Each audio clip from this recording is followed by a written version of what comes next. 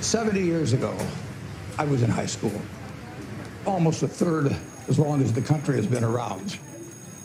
And when I was in high school, I really only had two things on my mind: girls and cars. and I wasn't doing very well with girls, so we'll talk about cars. But let's just imagine that when we finish, I'm going to let each one of you pick out the car of your choice. Sounds good, doesn't it? Pick it out, any color, you name it. It'll be tied up with a bow, and it'll be at your house tomorrow. And you say, well, what's the catch? And the catch is that it's the only car you're going to get in your lifetime. Now, what are you going to do knowing that that's the only car you're ever going to have and you love that car? You're going to take care of it like you cannot believe. Now, what I'd like to suggest, you're not going to get only one car in your lifetime, but you're going to get one body and one mind, and that's all you're going to get. And that body and mind feels terrific now, but it has to last you a lifetime. The most important thing is to be able to define which ones you can come to an intelligent decision on and which ones are beyond your capacity to evaluate. You don't have to be right about thousands and thousands and thousands of companies. You only have to be right about a couple. I met Bill Gates on July 5th, 1991. We were out in Seattle, and Bill said, "You've got to have a computer." And I said, "Why?" And he said, "Well," he said, "you can do your income tax on it." I said, "I don't have any income. Berkshire doesn't pay a dividend." He said, "Well, you can keep track of your portfolio." And I said, "I only have one stock." I said, and he says, "It's going to change everything." And I said, "Well, will it change whether people chew gum?" And he said, "Well, probably not." And I said, "Well, will it change what kind of gum they chew?" And not. And I said, "Well, then I'll stick to chewing gum and you stick to computers, you know." I don't have to understand all kinds of business. There's all kinds of business I don't understand. But there's thousands of opportunities there. I did understand the Bank of America, you know, and I'll be able. I'm able to do that. I'm able to understand some given percentage. But Ted Williams wrote a book called The Science of Hitting, and in The Science of Hitting, he's got a diagram, shows him at the plate, and he's got the strike zone divided into 77 squares, each the size of a baseball. And he says, if I only swing at pitches in my sweet zone, which he shows there, and he has what his batting average would be, which is 400. If he had to swing at low outside pitches, but still in the strike zone, his average would be 230. He said the most important thing in hitting is waiting for the right pitch. Now, he was at a disadvantage because if the count was 0-2 or 1-2 or so on, even if that ball was down where he was only going to bat 230, he had to swing at it. In investing, there's no called strikes. People can throw Microsoft at me and, you know, you name it, any stock, General Motors, and I don't have to swing. And nobody's going to call me out on called strikes. I only get a strike called if I swing at a pitch and miss. So I can wait there and look at thousands of companies day after day, and only when I see something I understand and when I like the price at which it's selling, then if I swing, if I hit it, fine. If I miss it, it's a strike. But it's an enormously advantageous game.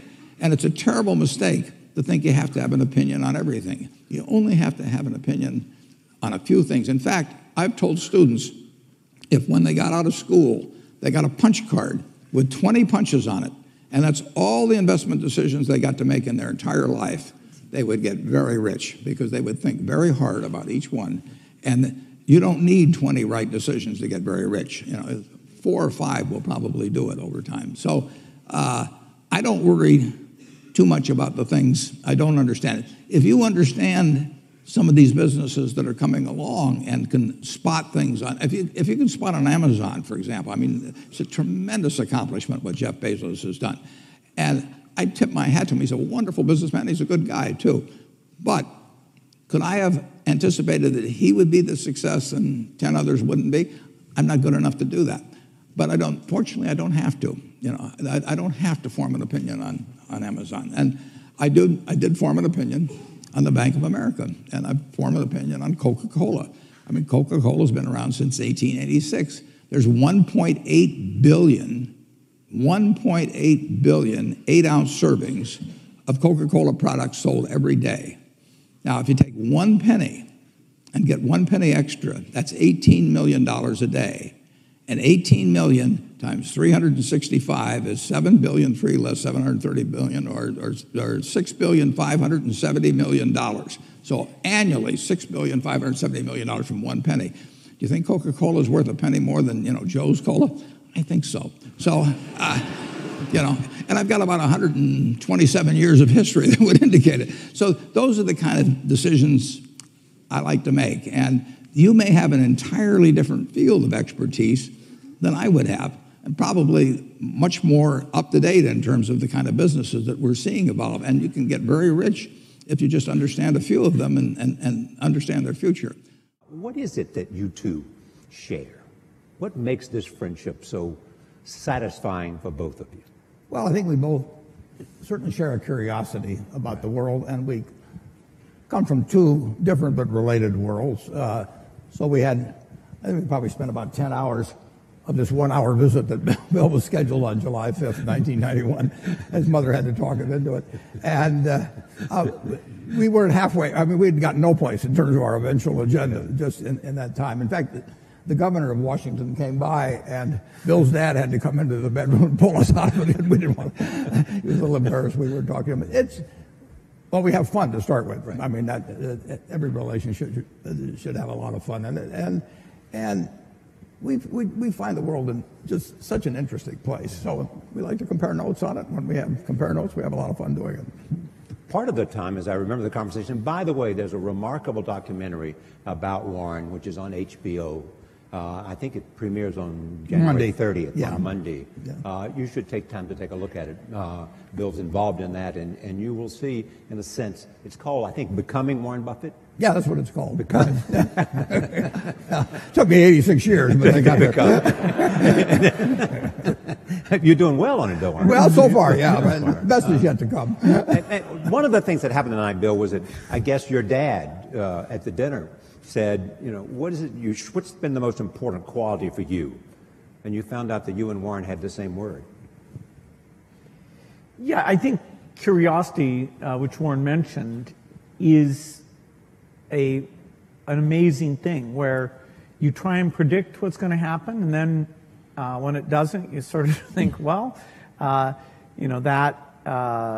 drug didn't get invented, that stock didn't go up, that approach wasn't popular. What is it about my model of the world that's wrong? Who could I talk to? What could I read? And the things that have happened since 1991, mostly good things, have been amazing and just so much fun to talk about. We read the news and we think, God, what did Warren think about that? You both are readers. You read all the time, all day, Warren. Bill, you're a reader. You also do a lot of sort of courses online as well. I mean, what does that have done? What has that done for your life? The sense of constantly learning. Well, go ahead, Bill. It's an incredible time to be a learner. I remember when I was young, I had the World Book, which is one of Warren's products, and it was very good. But I always felt like, God, I want to get into this in more depth. I want to understand it better. Today, the videos that are online and the courses that you can buy with the very best professors, it's phenomenal.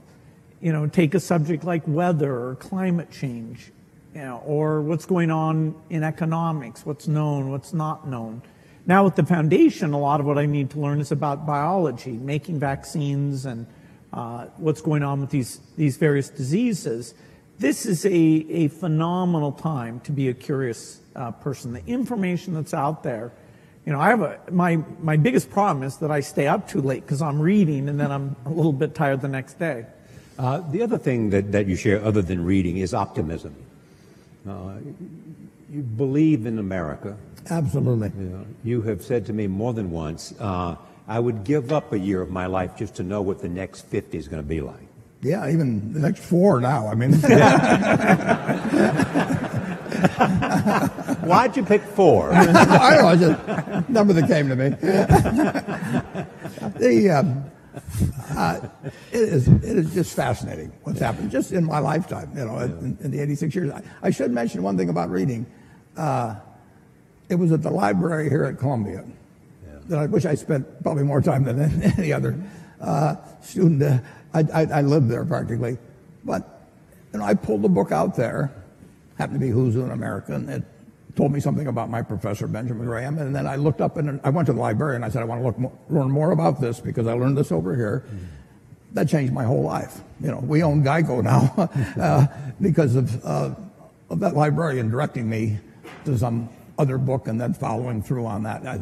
It's the chance. I read about 1/5 the pace that Bill does, but I still spend 5 or 6 hours a day reading. I mean, you can learn so much. I particularly love biography. Just to be able to live the lives of these people that have been so extraordinary, the lessons and the discouragements they face, just everything about it. So you can't get enough of reading. What surprises you most about Bill? That's an interesting question. I guess what really surprised me is initially we just found so many things to connect on. He did try to sell me a computer. And that's probably the only sale he didn't make, although the computer changed my life for the better in a big way subsequently. But, he just had this same curiosity. Yeah. And the other word you have used is focus. Well, the focus is no question about it. I mean, both of us got to where we are in a big way because of focus. Bill, what surprises you about Warren? I was so amazed that he comes to investing with this broad model of the world. So one of the first questions he asked me was, hey, Microsoft's a small company, IBM's this huge company. Why can you do better? Why can't they beat you at the software game that you're playing? And I always, every day I was thinking about, okay, what advantage do we have? What do we do? But nobody ever asked me that question. And we talked about the economics of software, which is a very different and special thing. And he could relate it to things that he'd seen. And I didn't understand banking, why some get ahead and some don't. And so he was able to put that in very clear terms. And so I found somebody whose model was rich enough that it helped me understand things that I really wanted to know. And we could laugh about things that were a surprise to us.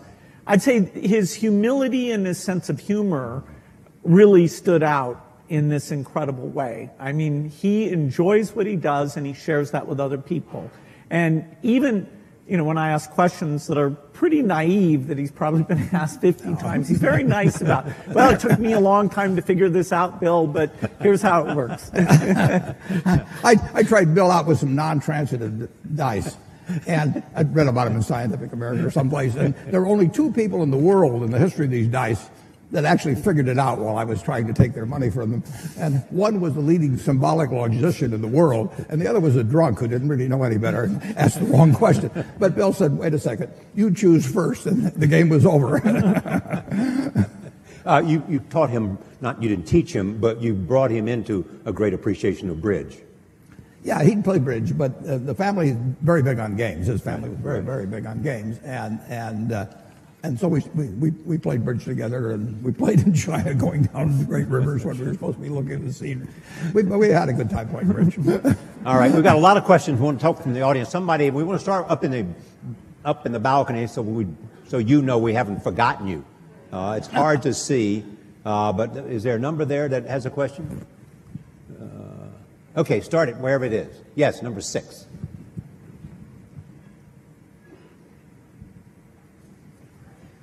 Thank both of you guys for being here today.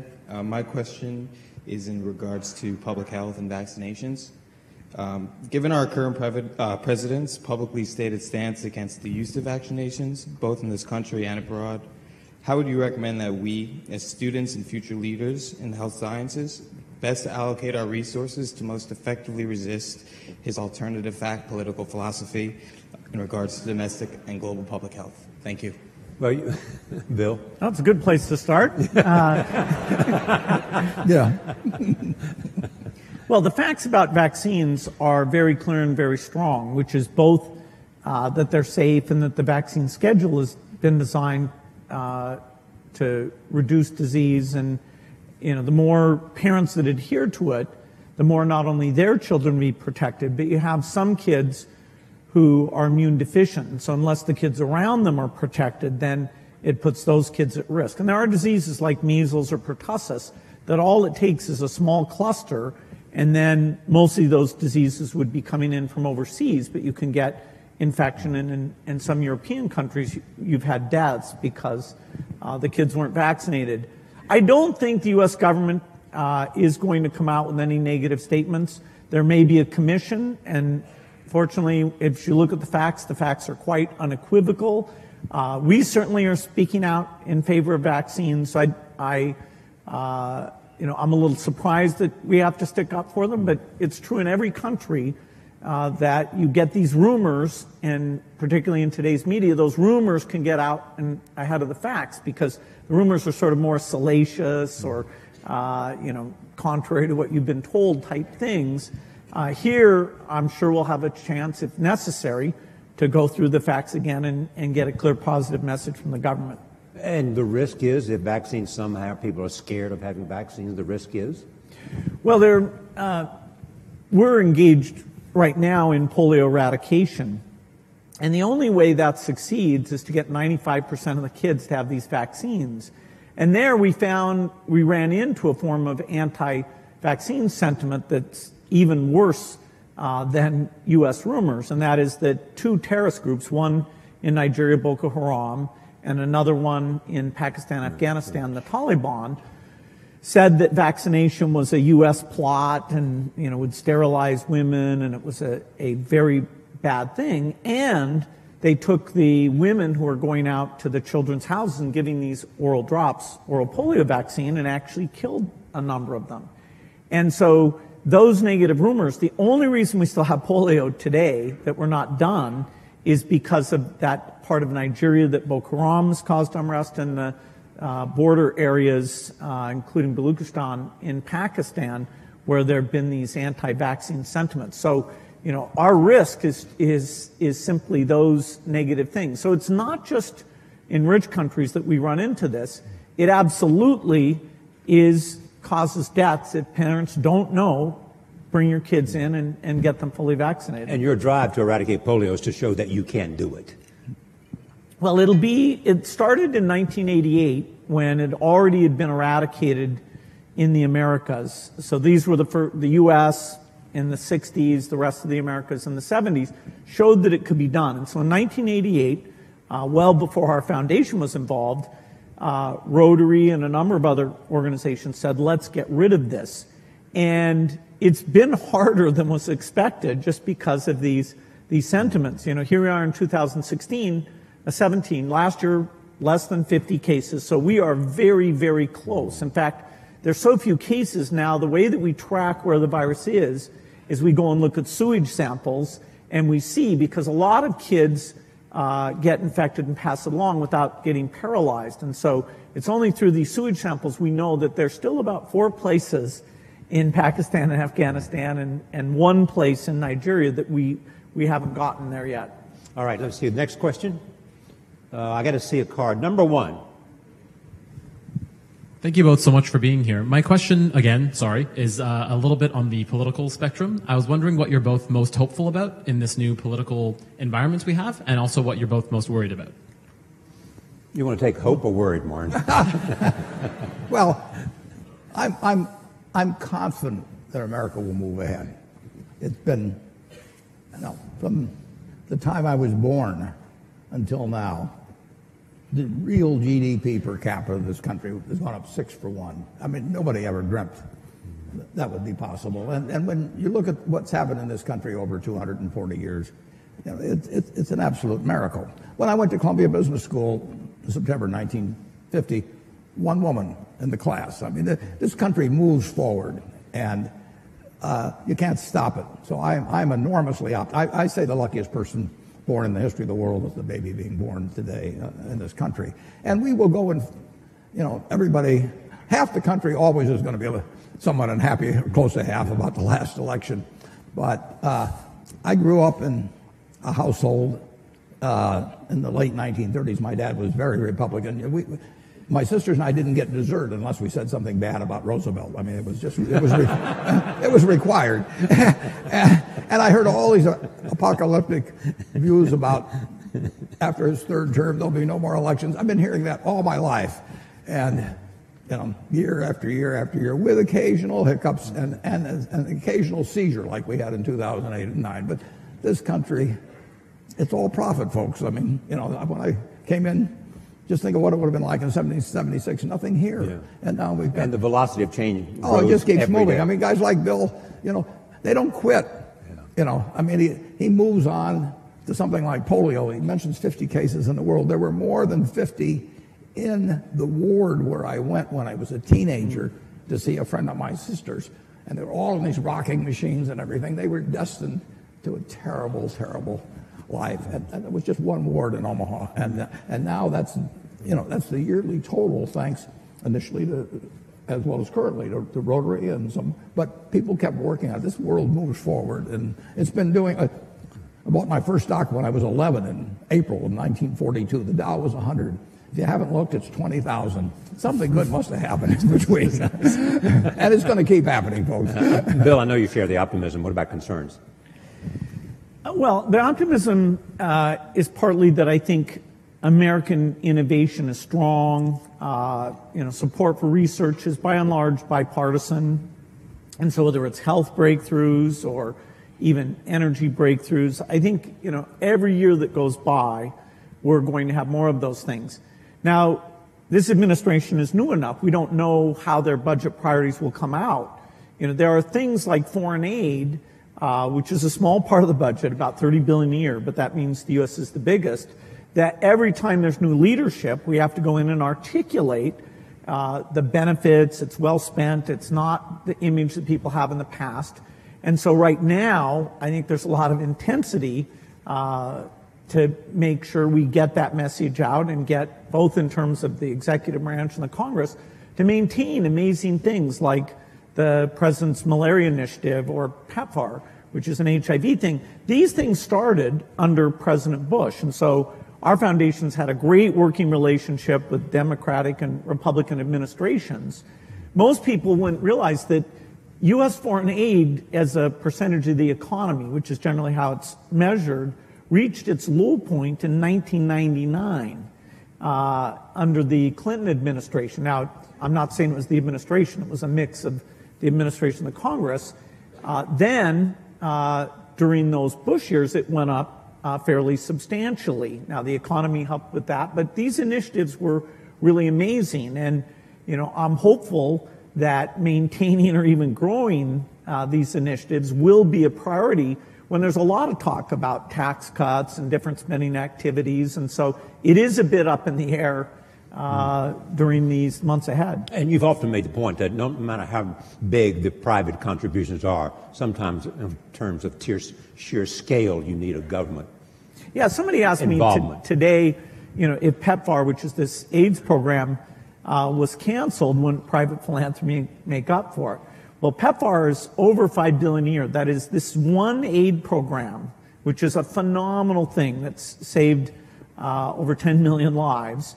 That's larger than our foundation, which is the largest in the world. So there's no possibility the government sector, U.S., U.K., other European donors, that's $130 billion a year in total that's uplifting these poor countries in health and education. And if we lose the consensus around that, if people draw inward too much, we will hurt progress, and there will be millions of lives lost because of it. All right. And one thing that might be mentioned, Charlie, is that the difference between now and 60 or 70 years ago in the ability of really bright people, really innovative, really energetic people to get financed to do things is just dramatically better than it was at that time. So now, if you've got good ideas, and there's good ideas right in this crowd, and you've got energy, it's far easier to get financed to move forward those ideas than you could 50 or 60 years ago. Is that because of the internet or crowdsourcing, or what is it? It's just lots more capital around, and people more optimistic about. People are very optimistic about business. But better ways to connect the two, the capital and those Absolutely. and the ideas. It's dramatic. It's dramatic. And the willingness to take risk. The first venture capital stuff is in the 1960s, and it's tiny. Microsoft, when we were taking outside investment, we took at a valuation of $20 million, we took $1 million for 5% of the company. I'll do it retroactively, folks. You had your chance. You had your chance. We never spent the money. That is, our business was profitable enough. We really didn't need to do that, but we wanted people on our board to give us advice. And there's an episode of Silicon Valley where all these venture capitalists are courting this guy. And that really reminded me of what it was like.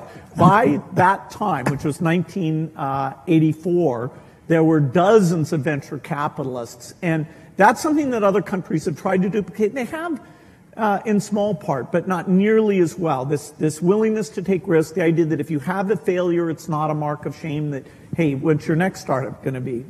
You heard his secret, folks. He gets his ideas from Silicon Valley. Be sure to look. All right. Cards. Let's see where the cards are, folks. Okay, number 3. Take the card right there. So you started this talk about how you'd able to make a model and it won't accurately predict what happens. And on the other side of the coin, I was wondering what happens when you create such well-developed predictive technology, and what are the ramifications and implications of that outcome? Well, I don't think our predictive technology, is going to be like an oracle. Warren's nickname is the Oracle of Omaha. But the percentage of times you can predict things like macroeconomics, because they involve emotional sentiment. We're a long ways away from that. The biggest modeling thing I'm involved in is a group that models diseases. So we look at HIV or tuberculosis and understand, okay, what do we have to do in terms of diagnosis and drugs to get these things down? Once we finish polio, we'll go on, and our next big challenge, which will take decades, but I expect will be done in my lifetime, is malaria eradication. So these models aren't nearly at the point where they can take human sentiment into consideration. The field of economics, a very basic question about what we should have done differently before the financial crisis, there really is no consensus, whether it's with the public or inside the profession of economists. They agree that some of the emergency treatment we did was necessary and important, and I wish that was better understood. But in terms of the root causes, it's actually a little disconcerting how little our models, our understanding, explain how that imbalance got so extreme. All right. Well, number 2. Hi, my name is Eugenia. I'm in the engineering school here at Columbia. And I wanted to ask, you were talking about that you love reading. I wanted to ask if you have a particular book that it changed your life, like the way you think about things. And I also wanted to ask, what is the thing that you admire the most about each other? Like you, Bill, about Warren, and the other way around. Thank you. They sort of touched on the second question, but go ahead. They may want to add to it. Books, though, first. Changed your life. Well, a book did change my life, and it was by a fellow who taught here at Columbia, Benjamin Graham, and I read the book when I was 19, called The Intelligent Investor. And I'd been interested in investments since I was maybe 7 or 8, but I'd never... And I'd read every book in the Omaha Public Library by the time I was 11. So why do you think you were interested in investing when you were 7 or 8? Because I was too dumb to get interested at 4. My dad had a very small investment firm, and I would just go down and I read all the books that he had there, waiting to go to lunch or whatever it might be, and then I went over to the public library and read them all, and it just was a fascinating subject to me, but I didn't have any.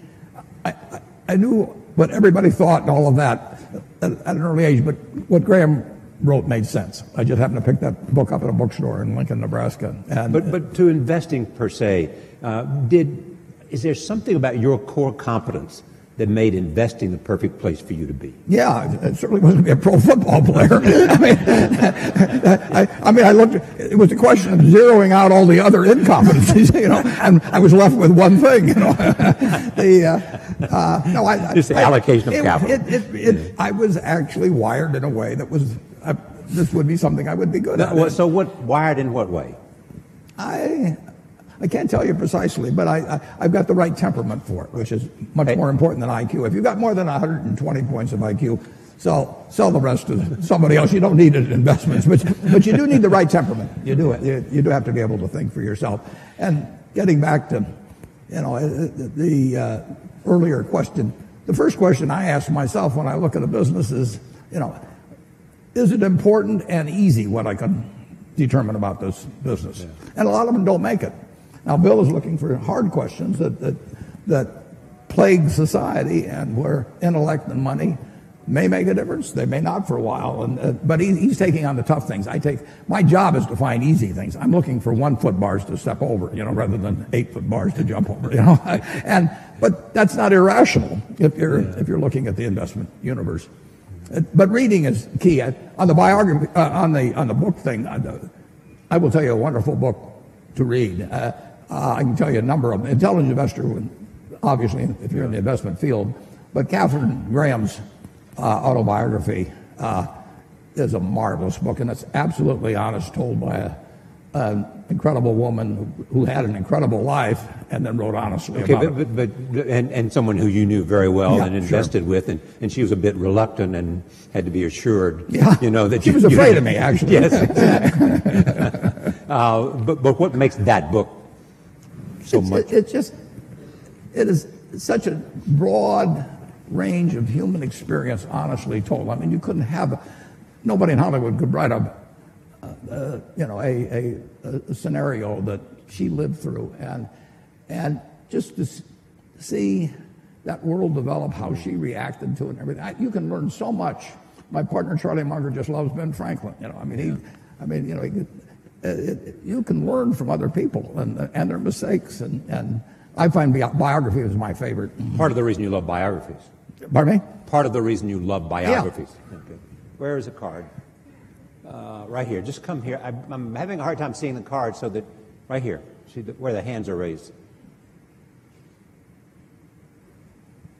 Hi, my name is Chisima. I'm a senior here at the college. I'm also a Gates Millennium Scholar with my family over here. So I'd like to ask, what both of you do involves a lot of risk. And sometimes you have to face the fear of failure with that risk. So I'm asking, how did you overcome that fear, and what steps did you take to do that? Well, I think I was very lucky that when I was in high school, the computer was brought in there, and I developed a fascination for it and became kind of fanatical about it. So that, I didn't view it as risky. I viewed it as this kind of fun hobby. Even when I went to college, which I didn't finish, but I spent time up in Cambridge, Massachusetts, I wasn't sure that would be my life's work. Now, as the chip came along and made it mainstream, it became very obvious that something dramatic was going to happen. And so my passion, my hobby, and the area I could start this company right at the beginning of the revolution, that coincided in a nice way. And I never felt it was risky. If Microsoft had failed, I didn't have kids or anything. I could go back to school and, finish my degree and, go get a job somewhere. I was very risk averse in running the company. I always made sure we had enough money in the bank to pay everybody for at least a year if nobody paid us at all. Because this idea, I was hiring people who had kids and families, and they were moving to work there. And here I was, 19, 20 years old, and sort of telling these people I'd be paying their salaries. So I was actually very conservative on a financial point of view. And one of the few arguments I had with Steve Ballmer, who came in and played a phenomenal role in the success of the company, was how many people could he hire? Because I was trying to be so conservative. But I let him go full speed, and it turns out our financial success meant that we never had a conflict about that. But I think it's great to be risk taking, particularly when you're young, trying out different things, fields that aren't very popular that you might enjoy. But I never got into a position where I was taking, actually in any meaningful sense, I was taking a big risk. I mean, the risk for you would not to have acted because you felt the train was leaving the station. Yeah, and it was so clear that, this was going to happen. And this was so much fun. I mean, I was a fanatic. I didn't believe in weekends. I didn't believe in vacation. My mom had to negotiate whether I'd come once a week for dinner. No matter who the guest was. Yeah, that's right. That's right. Yeah. But Warren, you have often said you still tap dance to work. Absolutely. Because you can paint with your own colors. Yeah. I'm as excited about tomorrow in terms of what's going to happen as I was when I started. I was having a lot of fun when I started, but I'm having just as much fun now. And when I was here at Columbia, I had this terrible fear. It was impossible for me to speak in public. I mean, I wasn't able to do it. I actually read an ad in the New York Times. I went down to Midtown, signed up for a course, gave the guy a check, and then stopped payment on the check. I mean, I was just petrified. But finally, and actually, after you get through hearing me today, maybe you'll wish I'd stayed afraid of public speaking, but that's another question. Then, when I got out to Omaha, I finally decided I just had to do it, so I gave a guy $100 in cash, and once I parted with $100 in cash, I'd jump off the Grand Canyon to get my money's worth. So, but it changed my life. But I would say this: don't fear failure. Almost everything that's turned out, I got turned down by Harvard. The best thing that ever happened, among other some good things that happened that didn't seem good at the time. Don't worry about. And don't let it eat at you or look back. Just keep going, because you're going to have some things and forget them. Go forward. All right, I want to go to the back of the room, right back there, wherever number 3 is. Hi, my name is Matthew Mann. I'm a first year at Columbia Business School. Both of you had a moment where you went out on your own. And I guess my question would be, if you were to do it all over again, you're in our shoes, what industry would that be in? Where would you start your own business today? I'd do the same thing. Yeah. I mean, for one thing, I'd be a failure at anything else probably. I mean, I'm not gonna, no, I mean, I had fun when I was in my 20s, my 30s. Now I'm 86 and I'm having fun. And so I advise students, as much as possible, look for the job that you would take if you didn't need a job. I mean, don't sleepwalk through life, and don't say it's all going to be great.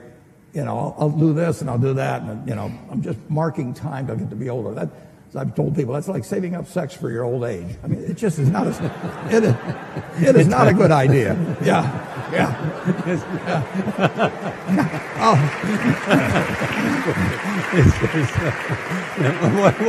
What are you urging them to do? I'll explain it. Just what I'm talking about. Now, you really want to be doing what you love doing. And you can't necessarily find it on your first job. Right. But don't give up before you find it. Bill, you've had the unique experience, A, because of your curiosity, B, because of your involvement in global health, to see the impact of a lot of other areas, whether it's biomedicine or whether it's a whole range of other things other than computer science. If you were going to drop out of Harvard today, which field would you be most likely attracted to? Well, I love the hard sciences, and there's some phenomenal things that people will get a chance to be part of. I'd still probably pick computer science because the work in artificial intelligence today is at a really profound level. Our ability not just to play games, but that is a profound milestone, the AlphaGo work that the DeepMind people at Google were able to achieve. And that kind of technology is in all the leading companies and a lot of the universities. With AI, creation of agents, the ability to read and understand material, it is going to be phenomenal. So anything connected with that, I think, would be an exciting lifetime career. I also think in energy, we have the imperative to have energy that's reliable, cheap, and clean. And no system available today can provide that, whether it's for rich countries or for poor countries. And so the innovations there will be profound. And there's many paths that could provide that solution. Finally, I think biology, it's the most thrilling time. We are going to figure out obesity, cancer, even things that are very hard like depression, because the mind is even more complicated than other parts of the body. I see this through the lens of the disease of the poor, the infectious disease, where new vaccines, new drugs, we are moving faster than ever. And some of these are platform technologies like DNA vaccines that are going to give us just that one thing will give us lots and lots of solutions. And so working in that space is phenomenal. Now, I say this, to my children, and they may not want to do hard sciences. The one who's picked wants to counsel patients and be a doctor, and even more than the science piece, that relationship with patients is what grabs her. So everybody has their own taste, but in terms of big impact, those 3 hard science problems would be at the top for me. All right, next, right here, right next to number 1. Hello, thank you guys for being here. Also, thank you to Mr. Gates. I am also a Gates Scholar, and without your foundation, I wouldn't be here. Many industrial-based communities have been severely affected with higher levels of unemployment due to the increasing utilization of automation, which ends up displacing workers. What do you believe is a possible solution to unemployment arising from automation? It's a good question. Because there's a lot of talk about globalization and all of that, and a lot of other people step forward and talk about how technology and the impact technology is having on jobs and the demand for new kinds of skills.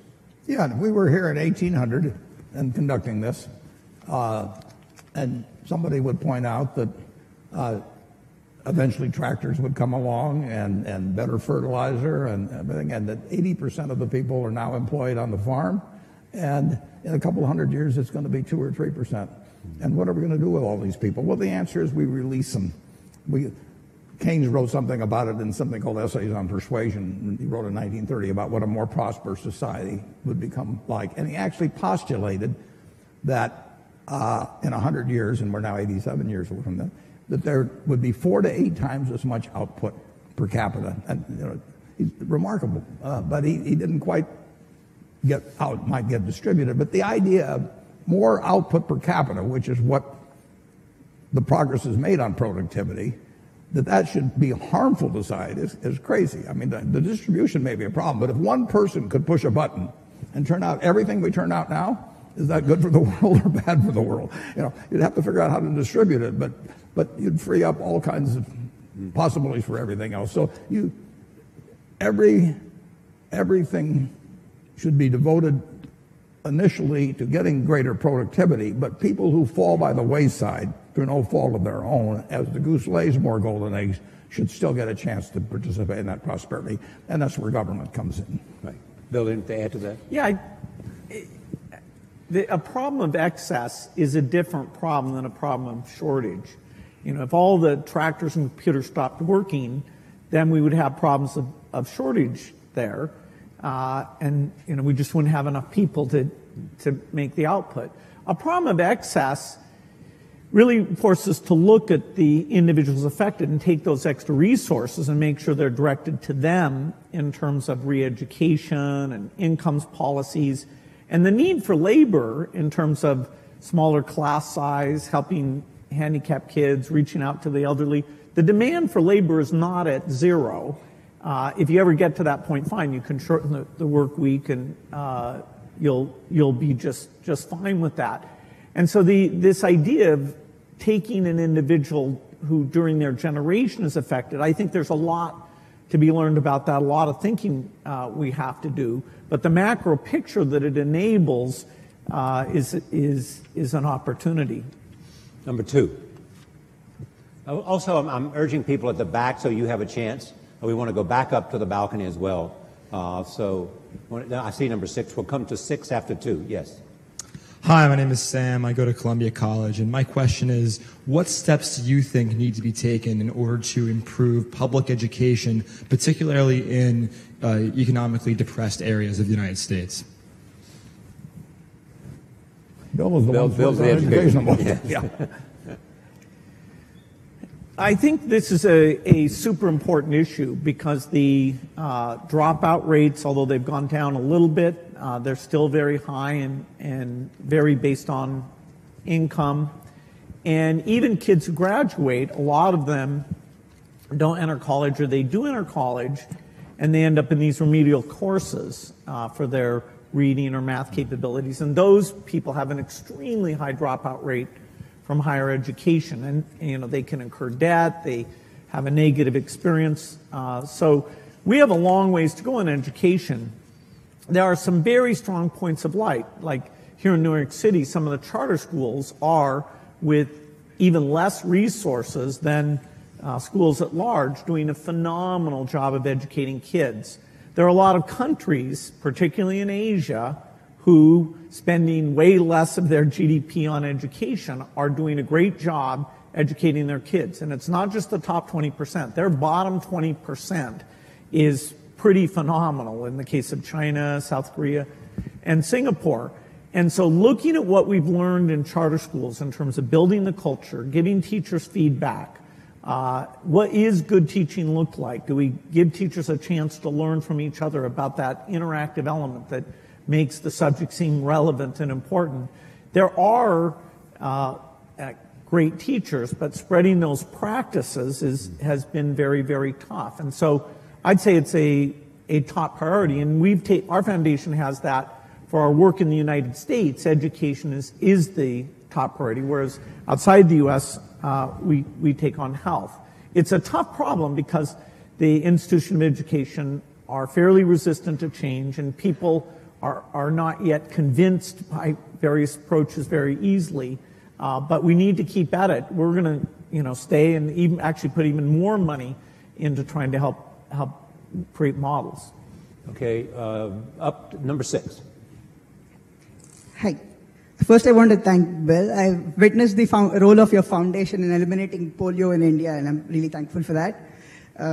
My question is more on how to set the basic level of debate in any public sense. There are many trade-offs. How to explain climate change policy for people who are losing jobs in the coal sector? How do you balance the current short-term economic goals with the long-term peaceful transition to the renewable sources of energy? No, it's a good question. The certain topics are so complicated, like climate change, that to really get a broad understanding is a bit difficult, and particularly when people take any of that complexity and try and create uncertainty about it.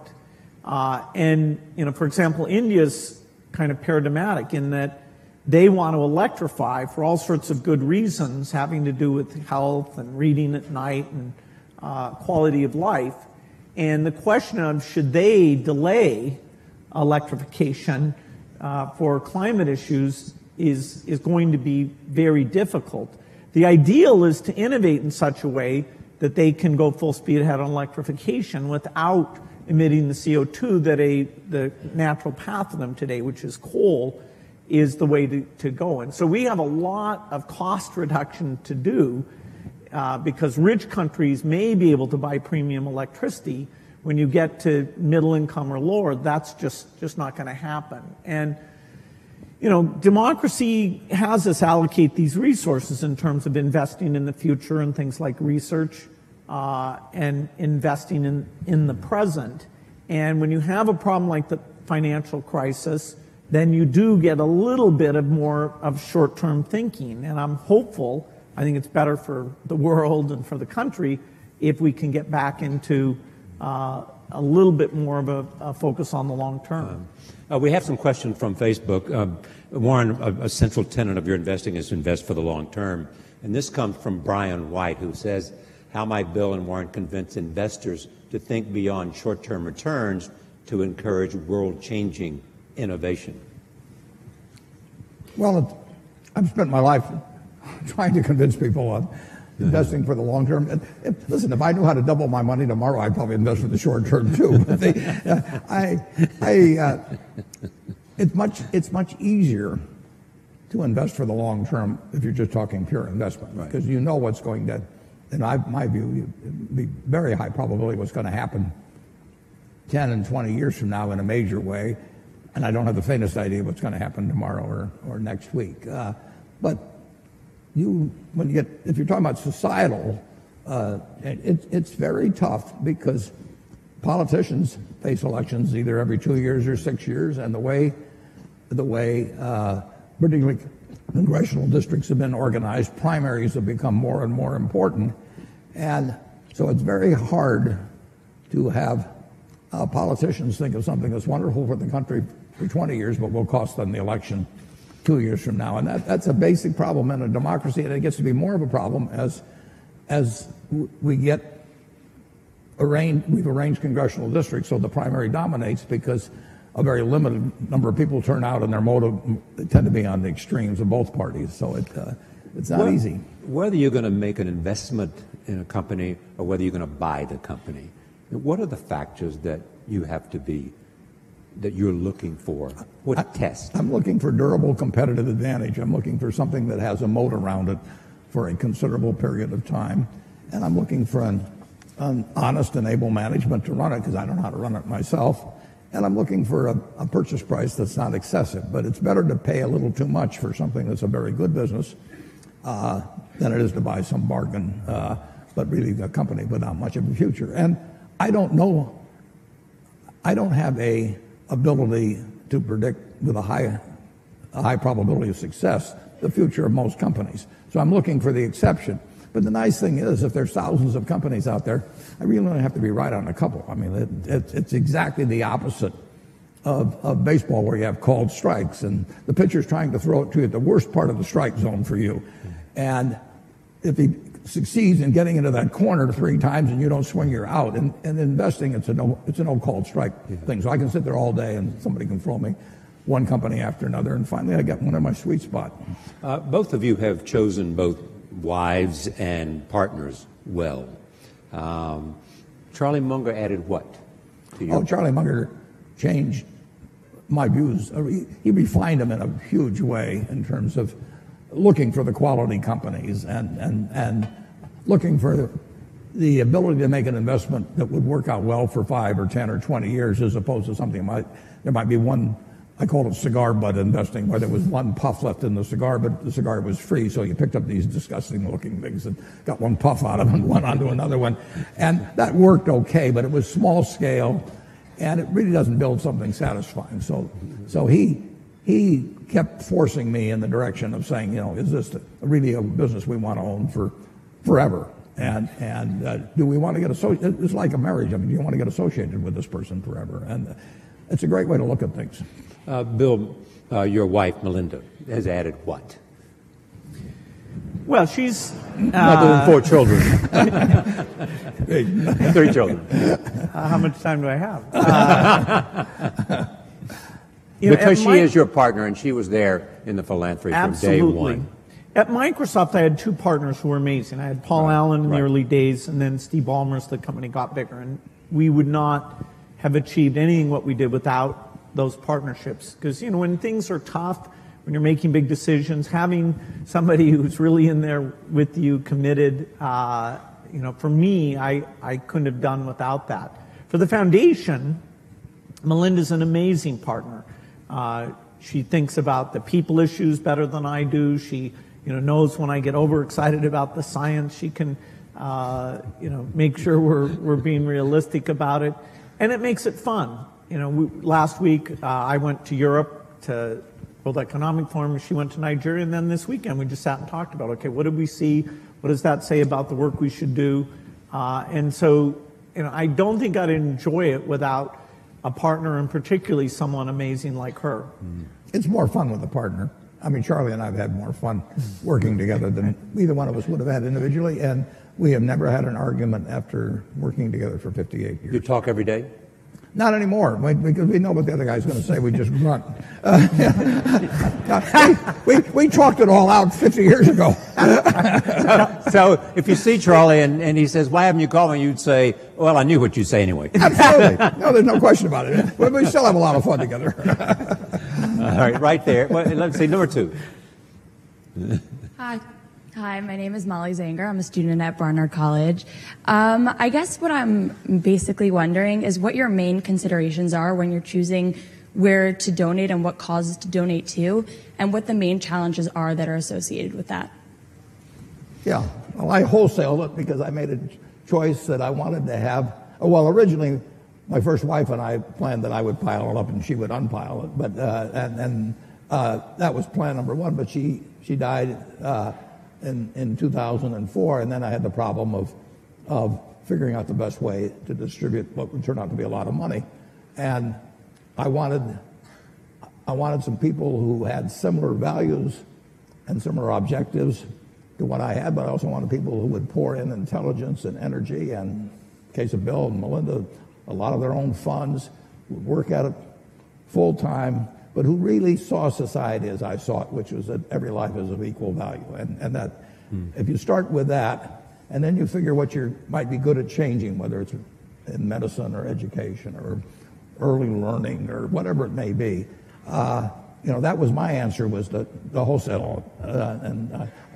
Retail philanthropy would drive me crazy, but wholesale philanthropy I really like.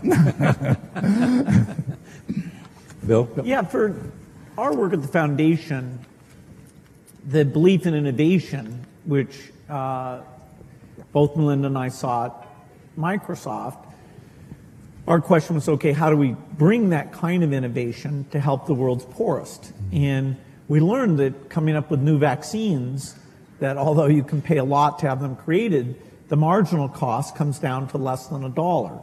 So getting a new vaccine for the main cause of diarrhea or pneumonia, that can be a phenomenal thing. So you're looking for these super nonlinear dramatic things, because as a per poor person or compared to government funding, philanthropy is actually quite small, and yet funding vaccine projects, the government isn't as good as that as a philanthropist who assembles a team and over time is learning how to do that very well. And we had models. Rockefeller Foundation was a phenomenal foundation. The Green Revolution is just one of many things that they did which raised agricultural productivity and avoided hundreds of millions starving. And so studying the other foundations that have taken these big breakthroughs and created a model out of those, that was very informative to what we've gone after.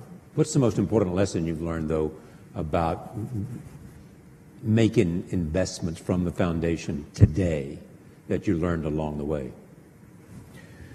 Well, I think when we started out, I thought that just coming up with a new vaccine or drug alone would be enough, and that the world would then take that and get it out to all the children of the world. Partly through field visits I did, that Melinda did, looking at the statistics. That delivery system doesn't get out to a lot of the kids. And so having to figure out how people were hired or how that was funded and measured, this what's called primary health care, we were drawn into that out of necessity. It didn't fit the normal sort of in the lab, come up with this great concoction. And yet, in order to achieve our goals, we needed to think about those delivery pieces. In fact, sometimes the state of the product actually had to be simpler in some ways in order to get through that very limited delivery capacity. And now we're getting to 86% of the world's children with vaccines. It was about 70% when we got started. So that's a good increase. We still have 14% to go. Bill and Melinda have amazing convening and persuasive powers as well. So, they bring something far more to it than just money. They work incredibly hard, as do my 3 children and their foundations, but they work incredibly hard at getting governments involved in vaccines or whatever it may take. And that just is, it's an extra dimension that I think very few people have in the field. Yeah, it's a hands-on well, travel to experience. When Melinda is in Africa and she's holding a little baby, she is actually thinking, this kid needs to be vaccinated, has a decent chance in education and all that. I feel the same way about the kid, but what I really think is he's going to pee on me, can I hand him something? So there's just a difference in that human touch that makes a big difference. I'm halfway in between. I think he's closer to me, actually. Number 1, number 3, and number 4. First 1, then 3, then 4. Hi, I'm Malvika Goswami at the Columbia Business School. If the current government were to ask for your advice on immigration or healthcare reform, what would you recommend to them? Warren? Well, on immigration? Yes. Immigration, I mean, this country is built on it. I always say to people that are anti-immigration, let's put it in retroactively. Everybody leaves. It's this country, if you think about it, Bill's heard this before from me, but we are sitting here in part because of 2 Jewish immigrants who in 1939 in August signed the most important letter perhaps in the history of the United States. And you can go to the internet and go to search Bing. And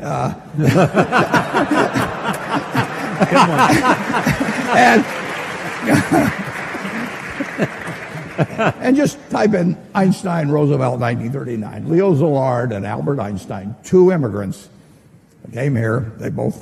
They came directly from Germany. Szilard came from Hungary before that. And they told President Roosevelt that the Germans were likely to develop an atom bomb, which was likely to work. It's less than a full page, and we better get to work on something fast. And that the Manhattan Project came out of that. And if it hadn't been for those 2 immigrants, who knows whether we'd be sitting in this room. Mm-hmm.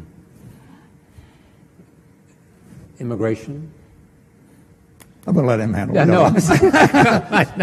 You knew Andy Grove. Just go up and down the line. I mean, right. This country has been blessed by immigrants, and you can take them from any country you want, and they've come here, and they've found something that unleashed the potential that the place where they left did not, and we're the product of it. The question also was about healthcare. I mean, what can you tell us about healthcare that you think is important in terms of the consideration of what might happen? I mean, if you were building a healthcare plan for America, what would be the elements that you would want to include? Well, there's no doubt that in order to provide decent health care, the percentage of GDP devoted to it is going to go up over time. It's already very high, and yes, there's some efficiencies to be gained in that 18% or so number. But as society ages, as we come up with new things like joint replacement, organ transplant, which are going to create lots of human benefits, we're going to have more resources overall, including more government resources for health care. And so it's a tough problem because you have both access problems today and you have cost problems today. And, whenever I look at a problem, I have this one simple lens, which is innovation should help here. But in this case, innovation, while it will provide breakthrough drugs that will save costs, like if you can cure Alzheimer's, which we certainly haven't done yet, that will save on huge long-term care costs. So we have these chronic diseases that we've made less progress on than some of the others. And the market mechanism to get pharma to go after those things and the basic research US funds, I am quite optimistic that we'll have some advances. But they'll also give us some very expensive things that will mean we're spending more money against it. And I do hope, that at some point that we really are calling on the best minds to look at the incentives for the breakthroughs, the most efficient system we have here. I think there's a lot of unhappiness in the country now stems from the fact that the healthcare system isn't delivering, and yet people are saying less government, more government. Right. I don't think they're being given the depth of education about why it's so tough that over time will help them vote for the right solution. The depth of explanation. Let me go. I'll go to Facebook in just a moment. But where was I? I promised 3, 4, and 6. 3 is there. and 6 is up there. So go 3, 6, and then we'll go to Facebook. Hi, my name is Josh Schaefer, and I'm a dental resident at Columbia. My question is, for future doctors and dentists of America, what advice do you have in giving about having a proper balance of providing that health care, but also mastering the concepts of business and economics? Well, Atul Gawande is, an incredible author. Exactly. He, in the current issue of the New Yorker, has the latest in wonderful articles about the healthcare system.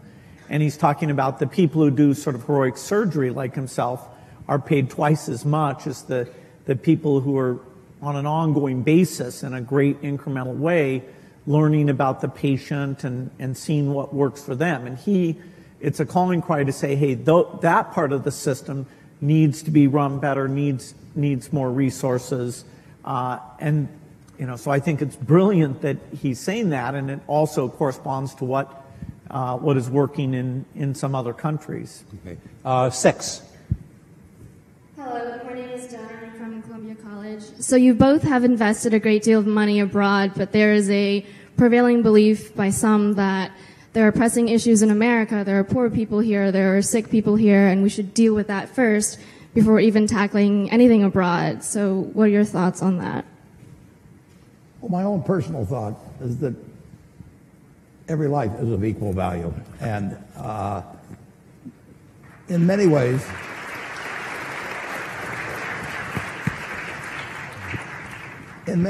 if you have a limited number of dollars, you actually can do more for more people outside the United States. We do have greater resources here for our 320 million people than exists around the world for 7+ billion people. So if you can improve the lot of more people by intelligently spending $1 billion or any other number in other areas of the world actually than here. And coming from Omaha and having the money I have, people can say, well, why not spend it all in Omaha? You grew up here in Omaha, it's done all kinds of things for you. And I absolutely acknowledge that. But in the end, if I've got X dollars to spend, I can make life better for more people if I can have it intelligently allocated in other parts of the world, actually, than the United States. And that draws a fair amount of criticism, but I live with it because that's just what I believe. All lives have equal value is really the driving force Absolutely. behind the Gates Foundation. I'm an accident. I won the ovarian lottery when I was born in the United States in 1930. It was 40-1 against me. I was male. Now it's 80-1 against being a male in the United States in 1930. I was just plain lucky. My life had been far different. Bill always said if I'd been born a long time ago, I'd have been some animal's lunch because I can't run fast and I can't climb trees and everything. And I'd be saying, I allocate capital. It wouldn't work. And, I was lucky. But 79 out of the 80 weren't as lucky as I was at that time. And, Bill. Go ahead, Bill. Yeah, in terms of the helping people in other countries, the foreign aid budget of the U.S. is 0.8% of the budget. And there will be, in the years ahead, a discussion about, is that worth doing? It saves lives for typically about $1,000 of life saved. And in terms of stability and countries eventually being self-sufficient and being part of the world economy, there are some huge benefits to that. So if we were talking about should we spend 20 or 30% overseas, okay, that would be a very interesting discussion. But what we're trying to preserve is something that's gotten smarter and smarter all the time, has proven benefits, all of which are things that our foundation co-invests in the same things, like the polio thing is 0.8%. So I'm hopeful that in a big world that can remain a priority. All right, let me go to another Facebook question. This is from Nadia Akwal, says, how might Bill and Warren encourage innovation, particularly among teens and young adults? How do you encourage innovation? Well, I think you have a market system that provides rewards for it. Yeah, that's one way. Yeah. and we haven't. I mean, we have an incubator for innovation in the United States. And, Bill can drop out of school. Andy Grove can come from Hungary. And, it just welcomes it. And thank God. I mean, that's why we have the kind of prosperity that we have. I mean, the question of how it gets divided is a secondary question, and that does not get solved as well by the market system. But our system is just designed for it, and look at what has happened. All right, number one. So also, I want to make sure we get the people in the back, so we only have 5 minutes left. So there's a couple of hands up in the back, so please recognize it. Hi, my name is Sahir. I'm a senior in the engineering school.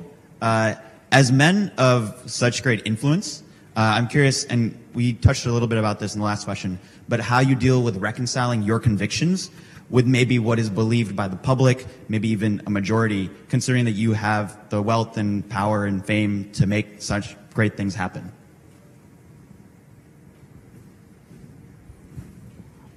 Either. Well, I don't see, the convictions I have, I love sharing them and talking to people and understanding, where people disagree. I can be overly science-centric about things. There's all sorts of causes that are super important that our foundation, because we have limited resources, we don't get to go and do. There's lots of diseases. There's aspects of education. Part of the strength of philanthropy is its diversity, and so just by sharing the fact that it's fun, it really can have measurable impact. I hope that sets an example for all of philanthropy. I don't happen to believe that my voice should be that much louder than other people. So some of these big political donations, at least I and I think Warren as well, we've chosen not to have that be a huge way that we're spending our money. That's a personal choice. The money's being saved for not for the megaphone, but for the work of the foundation. Yeah, we get a podium of a certain sort, but people do not. With a partner like Charlie Munger, you don't have to worry about my views being accepted automatically. They point out the shortcomings. And the influence of money in politics, I really think, is bad news for this country. I think Citizens United was a terrible decision. And the idea that somebody can pour millions and millions of dollars into a campaign, and in certain cases it not even be identified, I think really kind of goes counter to the kind of America I believe in. The two of you created, along with Belinda and others, created the Giving Pledge. How's that going? Going terrific, Bill. It really is going terrific. Yeah, philanthropy is kind of a lonely Bill, tell them thing. what it is exactly. Yeah, okay, this is, we love philanthropy of all types, and part of the strength of American philanthropy is actually people with very little who are incredibly generous. Here, though, we said for the people who are super lucky, have over $1 billion, we want a group who are working together, who are committed to give the majority of their wealth away, to learn from each other. What's worked, what hasn't worked, how do you involve your kids, how do you hire staff, and they'll find areas they're working on together and cooperate, but we're not pooling any money. And we thought we'd get, 20, 25 people together. And in fact, now we're at 156. So it is a wonderful yearly event. I've made some great people. I do think that the quantity and quality has gone up because we're getting together. We'll never be able to measure that in a direct way. And we're making special efforts in China and India because now we have a lot of wealth there that wasn't there before. And in their own way, I think by having a strong philanthropic sector, that will help those countries and therefore help the world. What's interesting now, Bill and I are having dinner actually with the group tonight, for example, but if you go back 100 or 150 years, people got wealthy by making some money from the first oil refinery or steel and mill and building another one, and Henry Ford would build a plant to build cars, and then it would be from retained earnings, which eventually turned into cash. Now you can get rich very young just by having an idea, and you can get that idea monetized and capitalized in a way that you cannot believe. So we are particularly interested in getting younger people interested in philanthropy because there are huge fortunes by people that are now in their 20s and 30s, and just think of what the potential for that group. And so this thing has worked out way, way better, including getting younger people to join us. Number 6. Hello, my name is Christina Nunez. I'm a fellow dental student to Josh. Thank you for speaking with us today. I'm curious about your insight related to relationships. I'm personally, given a desire to honor myself and respect other individuals, have found it difficult throughout life to discern which relationships to really foster and invest in and accept challenges from, and which to kind of forego and abandon because they're more harmful than helpful. So are there any major life lessons that you two have learned through your personal experiences? Well, it's a very important question. And the more you will move in the direction of the people that you associate with. So it's important to associate with people that are better than yourself. And actually, the most important decision many of you make, not all of you, will be the spouse you choose. Right. And you want to associate with people who are the kind of person you'd like to be. You'll move in that direction, and the most important person by far in that respect is your spouse. I can't overemphasize how important that is, and you're right. The friends you have, they will form you as you go through life, and make some good friends, keep them for the rest of your life, but have them be people that you admire as well as like. Bill, you'd add to that? Yeah, some friends do bring out the best in you, and so it's good to invest in those friendships. And some friends challenge you about things you're doing, and that level of intimacy is great. I wouldn't say that I was so obsessed with work. I didn't invest, I'd say, in my 20s and 30s as much as I should have. It's really through Melinda and seeing, other people, I realized, okay, that is, it's really worth the investment to have those people as you're always there to help them and vice versa.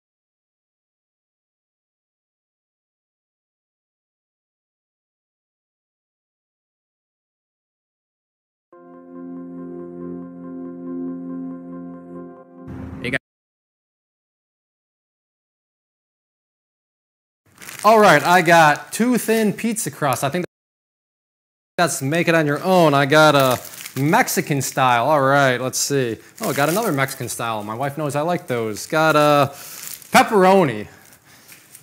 I got a Supreme. What the heck does this have to do with the stock market? Well, it's pretty much what the stock market is. Let me explain.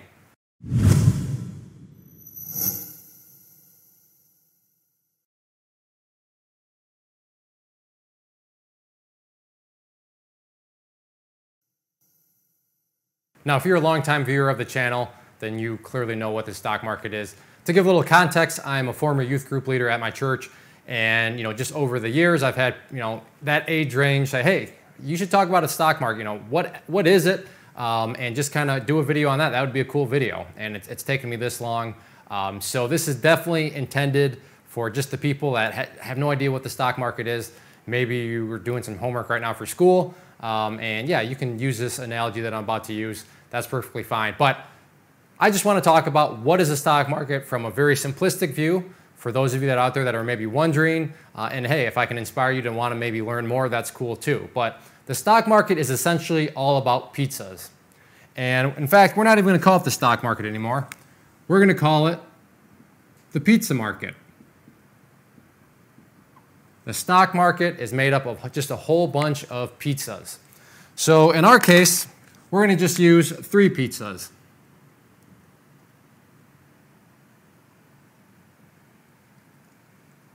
So for the pizzas that we have, we'll have pepperoni. That sounds good. A bacon. And then an orange, meaning you put some orange slices on it. We'll get to that in a little bit. Within the world of the stock market, these pizzas are actually called companies. So when you just stop and think about what are some companies out there? Well, Microsoft, McDonald's, Lowe's, Home Depot, think of clothing brands, American Eagle, Abercrombie and Fitch. Can you tell what generation I'm from? Those are, anyways. So you have lots of just different companies out there, but we're not going to call them companies. We're going to call them pizzas. And these companies get involved in the stock market for a single reason. They want to raise more money. They want to make money. They want to get money. However you can look at that. But these companies that the technical term is go public, these companies that want to get out there in the public, in the stock market, they want money. They want to get money. So by going public, they open themselves up to offering pieces of themselves, offering slices of themselves to everybody. So this pepperoni pizza, you know what? Let's go public. What they're going to do is divide up their company. So they're going to slice this up like a piece of pizza, and they're going to open that up to anybody, you or I. Just if you're a big fan of pepperoni pizza, then you can now get a piece of this company, or in our example, a piece of this pizza. So let's just say that, you know what, I do want a piece. So I would like that piece right there. Now remember, like I said, the whole point of going public is so that these companies can make money. So how are they going to make money? By giving you a slice of their company or a slice of their pizza. They're going to what? They're going to charge you money, right? That's how they're going to make money. So let's say they charge you $1.50. So they give you a slice, but in the world of the stock market, a slice is actually called a share. You now own a share of this company, or you own a slice of this pizza, and you paid $1.50 for that slice. Or if you want to sound cool with your friends, like you know the stock market, say, yeah, I paid $1.50 for that share. And that's exactly what it is. You are now a partial owner of that company. You've paid and you own a piece of the pizza. Let's go over here. Bacon. You may be thinking, bacon? Yeah, I know there's like bacon and sausage, but just bacon? I can see how it could work, but it's still kind of out there a little bit because usually you have bacon and other stuff on it. Like a meat lovers type deal. So, yeah, I can see it. So bacon now wants to go public, and they want to make some money. So once again, they're going to slice up their company so that they can sell different slices to people.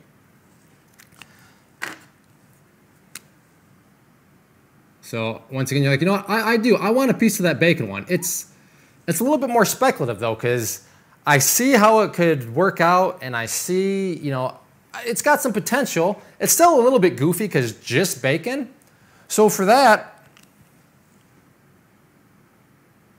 maybe you only have to pay 75 cents. Why is the price going down? Well, it's a little kind of goofy. So because it's a little bit more goofy, I mean, hopefully we can all agree, pepperoni, that's just like, that's about as, I mean, if you're going to say, name a pizza, my guess would be one for pepperoni. It's going to be, so pepperoni, that's kind of a safe thing. I mean, yeah, pepperoni, everybody's heard of that. So that's why they can sell their pieces for $1.50 because, well, it's pepperoni. This one, if they want to get money, raise money, remember, that's why they go public. Yeah, people are probably going to be willing because, hey, you know what? Yeah, I'll give it a try, but bacon, so they're only going to be able to get 75 cents per slice. But again, remember, slice means what? A share. So again, just to reiterate, the reason that they cannot get as much for their share of the company, their slice of pizzas, bacon's a little kind of on the edge. You know, it's a little bit more riskier because they're pushing the limits a little bit. But let's just take this a little bit further and talk about the orange slice pizza. So now the orange slice pizza, they want to get some money. They want to get out there and try to, you know, make some money. So they're once again going to divide this all up. And in this situation, you're probably thinking when I first said that, orange, what? That sounds terrible. Yeah, it doesn't really sound that good, but you know what? They got an idea. Their theory is that putting orange slices on your pizza is going to be the next revolutionary thing. But still, right now, when I go public, that seems kind of speculative. This seems kind of really, wow, cutting edge. That could go either way. So if you were going to buy a piece of orange pizza, or if you were going to get a share of that company, hopefully you're saying, I am not willing to pay that much because that sounds really risky. Is orange slices on your pizza actually going to turn into something like really good? Like, is a bunch of people going to fall in love with that? I mean, pepperoni, tried and true. That's proven. No need to, you know, even argue about it. Bacon, yeah, I could see some debate. No, you got to have more than just bacon. But some people say, that bacon sounds good to me. So but orange slices? So if people want to get you know, some of this action, I mean, you're probably looking at, I don't know, 10 cents a slice. But remember, a slice is actually a share. Why is it so cheap? Well, as we've been discussing, that's a super risky investment to be making. If you are investing in a company that wants to put orange slices on pizza, I'm not saying it can't work, but it's definitely going to be more risky. So they're just not going to be able to get as much for that because people aren't going to find as much value in this sort of concept. But at its core, this is what the stock market is. It's companies, pizzas, that then slice themselves up and offer slices on themselves. But again, those are called shares. So they're offering a share of their company, which means each one of these people are now a partial owner of the company. Now, it obviously costs a lot more to become an owner of this pizza or pepperoni, a little bit less to become an owner of the bacon, and then pretty much dirt cheap to become an owner in this orange slice pizza. So now, how do you actually make money in the market? You know, this is kind of the dynamic of how you can get involved, how the companies are broken down, and what allows you to, you know, participate. But how can you actually make money? Well, let's say, and there's many different aspects here, but let's just say, there's lots of food channels out there. So this orange slice company gets on these food channels, and you know, there's all these famous chefs out, you know, Gordon Ramsay, and I guess that's really the only chef I know. But there's a bunch of really famous chefs that they take a bite of that orange slice pizza. Oh, this is the greatest thing ever. How did you do it? I never thought that orange slices would go together perfectly with pizza. And they gave it rave reviews. And then you're watching TV and breaking news, special report. Orange slice pizza is the greatest thing since sliced bread. And everybody's talking how great this is. I mean, it's all over the place talking about how great orange slice pizza is. Now you're saying, hey, you know what? I want a piece of that company. I want to go buy a slice. Do you think that the slice is still going to be for sale for 10 cents when everybody's talking about how great it is? Heck no. The value on this thing just skyrocketed. And in fact, now let's say after all the hoopla and press and all that stuff, now if you wanted to buy a slice of that, you got to pay $2. Again, wait a second. How did the price per share, how did this price per slice go up so much? Well, again, when these people first bought, it was that seems weird. But now that everybody says it's great and you have all these great reviews, that's going to increase the value of it. So if you want to get a piece, then you can still get a piece. You can get a slice of the action. But now you're going to be paying $2. So how do you make money? Well, for the people that bought at 10 cents, they maybe say, you know what, yeah, I'm willing to sell you my slice of the pizza that I bought for 10 cents, but I'm going to sell it to you for $2. That's a pretty good gain. To buy something for 10 cents and then to sell it for $2, that's a good deal. Now, within the world of the actual stock market, this can equate to millions upon millions of dollars. And this would be what we'd call a great trade, a great investment. Let's look at another example. Let's say that you got pepperoni pizza, and people bought for $1.50, but then all of a sudden, Johns Hopkins Medical University, Harvard University, Princeton University, all these medical centers release a study, and the study says pepperoni is the worst thing for you, or is just terrible. In fact, every bit of pepperoni that you eat decreases your life by 6 months. And it's all verifiable. That's what all of a sudden comes out and is just like a fact now. What do you think is going to happen to a price of pepperoni? Do you think you can still go and buy a piece of pepperoni for $1.50? Heck no. Do you think you could buy it for $1? Remember, every piece of pepperoni decreases your life by 6 months. What is going to happen to this slice that some people may have bought for $1.50? Well, that is bad news for something like that to come out. You could probably now go pick up a piece of pepperoni for, I don't know, let's just say 25 cents. Why did it go down in value? Well, like we just discussed, that was not good news to hear those bad health effects that it would have on you. So in the world of stocks, we would say, wow, that stock just dropped in value. So these people, that bought right here for $1.50, now if they want to sell, they can sell, but they can only sell it for 25 cents. So in other words, that was a pretty bad investment. That was a pretty bad trade. They are losing money on this investment because, the news for pepperoni, not so good. Whereas, orange, who would ever thought orange sliced pizza was the next great thing, and now those people are making lots of money. But that is how the stock market works. Different events, different thoughts, different opinions, all sorts of outside dynamics are going to fluctuate the amount that these slices of the pizza are worth, or shares of each company is worth. Some of them you can have control over. Others may just come out of left field, like pizza or the pepperoni thing. All of a sudden, wait, pepperoni's bad for you.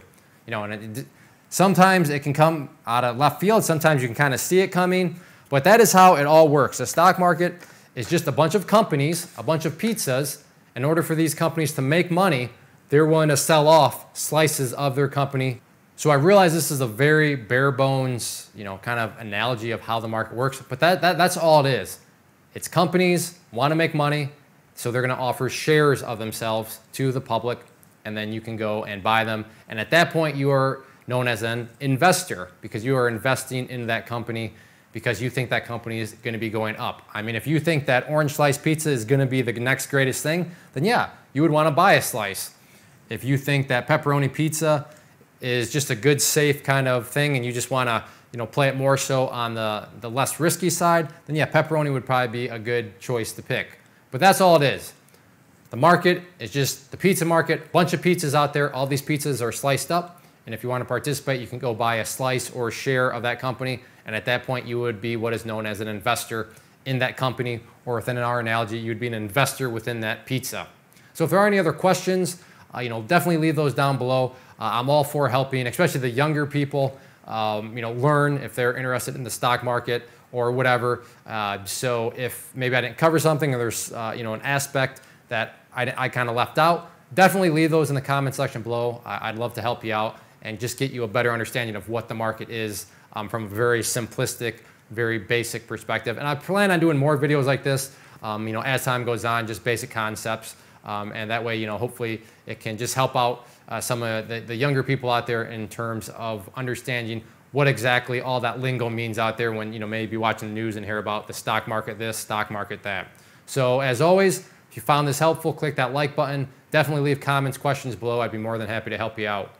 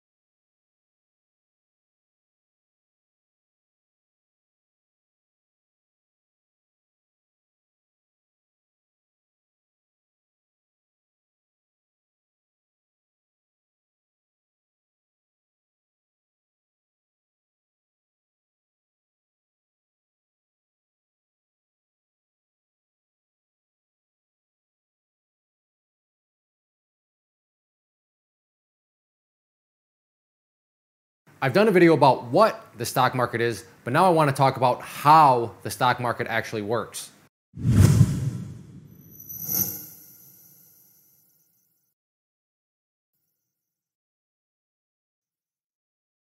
Now, I'm pretty excited about this video just because it was totally not my idea. It was inspired by a comment that I got on the previous video that I've already referenced, what is the stock market?